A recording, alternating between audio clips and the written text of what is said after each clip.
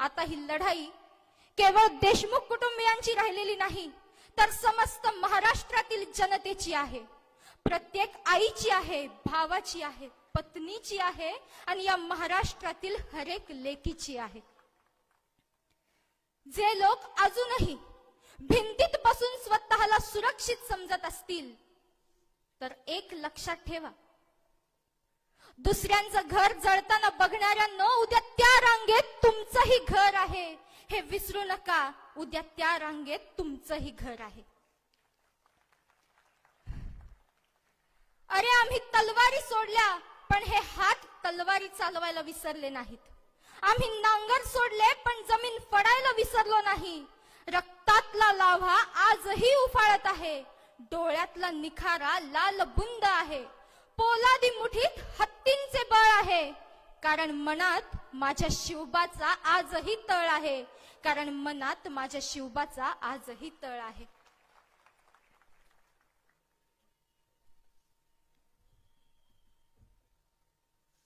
Hello. यानंतर स्वर्गीय संतोष अण्णा देशमुख यांचे बंधू धनंजयजी देशमुख या ठिकाणी आपले विचार मांडतील.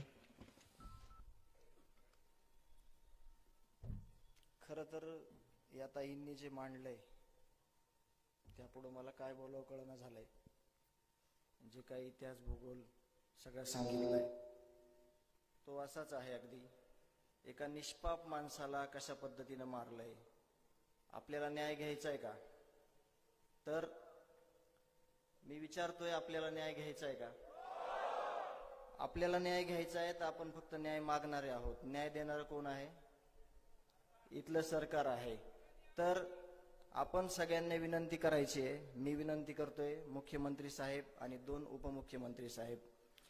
मी खरं तर आज वेगळं बोलणार होतो, पण आता मला महत्वाचं कळलंय की इथं बऱ्याचशा लोकांना ही गोष्ट माहित नाही की तिथं बीड जिल्ह्यात नेमकं घडलंय काय, तिथली कायदा व सुव्यवस्था नेमकी आहे काय आणि हे याचं कारण आहे काय हे आपल्याला कुणालाच माहित नाही.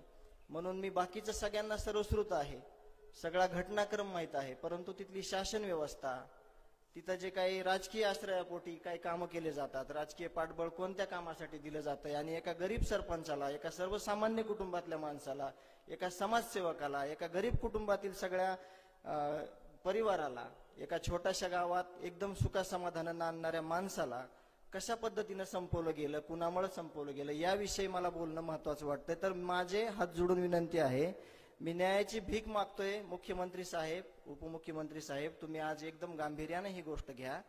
28 मे 2024 ला ही पहिली घटनेची सुरुवात झाली. एका उच्चपदस्थ व्यक्तींना, आवादा कंपनीच्या दोन्ही मॅनेजर आणि स्टोअर इंचार्जला अपहरण करून याच लोकांनी एका काळ्या कलरच्या स्कॉर्पिओ गाडीमध्ये घेऊन गेले आणि अपहरण करून त्यांना जे काही त्यांची काही मागणी असेल ती मागणी पुढं झाली का नाही माहित नाही, परंतु या गोष्टीची दखल घेऊन त्या कंपनीनं 29 मेला यांच्यावर FIR दाखल केला. परंतु त्याच्यात ज्या दोघांनी अपहरण केलं होतं एकाच व्यक्तीचं त्याच्यात स्पष्ट नाव आहे आणि एक इतर आरोपी आहे, त्याचा कुठंही तपास झाला नाही. म्हणजे आरोपीला कळून चुकलं की आपलं काहीही होत नाही. त्याच अनुषंगाने पुढं ज्या कार्यालयात याच्यातला जो सूत्रधार आहे वाल्मिक कराड, पहिल्यांदा नाव घेलो मी, या सूत्रधाराने जे काही खाली आदेश दिले, जे काही खाली सूचना दिल्या काय करायचंय ते, त्या सूचनेप्रमाणे या सगळ्या लोकांनी हे जे काही 29 नोव्हेंबरला जे काही खंडणी मागण्यासाठी हे गेले, खंडणी मागितली, तरी देखील तिथं काय झालं, कुठलाही गुन्हा रजिस्टर झाला नाही. हे सगळे लोक पोलीस स्टेशनला गेले पण तिथं कुठलाही गुन्हा झाला नाही.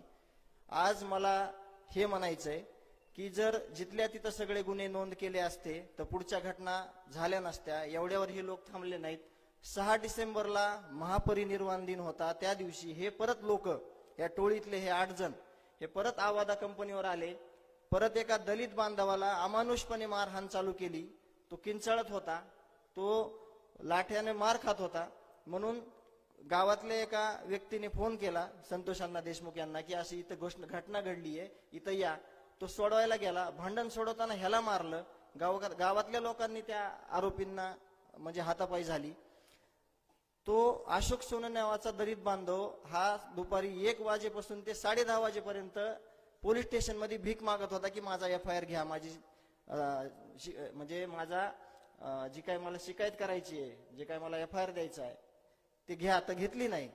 का घेतली नाही? तर यांना हे राजकीय पाठबळ मिळालं होतं. ह्या जे 1 नंबरचा आरोपी आहे, बीड जिल्ह्यात अशी गोष्ट आहे की आरोपी सांगल त्याच्यावर FIR होणार आणि आरोपी ज्याच्यावर नाही सांगल, म्हणजे ज्या गोष्टी आरोपी सांगल त्या गोष्टी या आमच्या बीड जिल्ह्यामध्ये आतापर्यंत होत होत्या.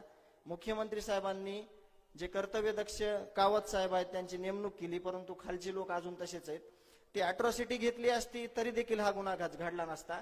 आणि संतोषांना तिथे गेले म्हणून वरून आदेश आला. वरून आदेश काय स्वतः दिला नाही, यांना राजकीय पाठबळ आहे. याच्यातून मला एक सांगायचंय की जर जिथल्या तिथं गोष्टी झाल्या असत्या तर ही घटना घडली नसती. घटना घडल्यावर सुद्धा बघा तुम्ही, मुख्यमंत्री झाले, उपमुख्यमंत्री झाले, मंत्रिमंडळ स्थापन झालं आणि आता परत 2.5 महिन्यानं तोच घटनाक्रम चालू झालाय. जी गोष्ट पहिल्या दिवशी करायचीच नाही ती केली आणि 2.5 महिन्यानं ती काढली. त्याच्यामुळं समजून घ्या, मला काय म्हणायचे ते राज्यकर्ते सगळे जे काही उपमुख्यमंत्री आहेत, मुख्यमंत्री आहेत, की आत्ता तरी सगळ्या गोष्टी जिथल्या तिथं करा जेणेकरून आमच्या बीड जिल्ह्याला न्याय भेटेल आणि आम्ही कुठंतरी तिथं सुखासमाधानानं जे काही राहिलेलं आयुष्य, आज देखील सगळं वातावरण भीतीयुक्त आहे, खूप भयानक पद्धतीनं तिथं आहे आणि आम्ही कुठपर्यंत लढणार आहोत. आम्हाला सगळ्या गोष्टीची एक खूप मोठ्या प्रमाणात भीती आहे. यांचं खूप मोठं जाळं आहे गुन्हेगारीचं, खूप गुन्हेगारी वाढलेली आहे. त्याच्यावर प्रामुख्यानं सगळ्यांनी विचार करावा. मला जास्त काही बोलता येणार नाही कारण का मला काल प्रश्न विचारला पत्रकारांना की हे तुम्ही 3 महिने कसं सावरलात, तर त्याचं उत्तर माझ्याकडे असं होतं की मी कुणाला सावरलं नाही, कुटुंबाला सावरलं नाही. या सगळ्या 18 पगड जातीतील लोकांनी, सर्व धर्मीय लोकांनी, समाजाने कुठंतरी आम्हाला सावरलेलं आहे. म्हणून आम्हाला कुठंतरी लढायची, न्याय मागण्याची हिंमत होत आहे. तसेच तुम्ही आमच्या सोबत कायमस्वरूपी राहा. आमच्याकडून कुठलीही गोष्ट चुकणार नाही, आपणही चुकणार नाहीत.